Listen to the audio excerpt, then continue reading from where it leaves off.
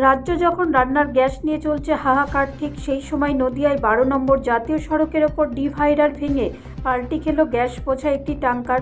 হলদিয়া থেকে জলপাইগুড়িগামী এই গ্যাস বোঝাই ট্যাঙ্কার হঠাৎ নিয়ন্ত্রণ হারিয়ে রাস্তার মাঝে থাকার ডিভাইডার ভেঙে পাল্টি খায়। যদিও ঘটনার খবর পেয়ে ঘটনাস্থলে পৌঁছায় ধুপুলিয়া থানার পুলিশ। ইতিমধ্যে রাস্তার মধ্যে থেকে গাড়ি টেনে তোলার চেষ্টা করছে। নদিয়া ধুপুলিয়া থানার ভাষাডাঙ্গা বিল এলাকার 12 নম্বর জাতীয় সড়কের ওপর এই ঘটনাটি ঘটে। গ্যাসের ট্যাঙ্কার উল্টে যাওয়ায় অন্য গাড়ির সকল চালকরা রীতিমতো আতঙ্কিত হয়ে পড়ে। জাতীয় সড়কের একটি লেন ইতিমধ্যেই বন্ধ করে দেওয়া হয়েছে, অন্য একটি লেন দিয়ে দুদিকের গাড়ি চলাচল স্বাভাবিক রয়েছে।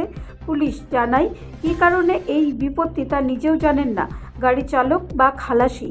প্রাথমিকভাবে মনে করা হচ্ছে সম্ভবত গাড়ি চালাতে চালাতে চালকের ঘুম পেয়ে গিয়েছিল আর সেই কারণে এই ঘটনা। যদিও গোটা পরিস্থিতির ওপর নজর রাখছে পুলিশ প্রশাসন।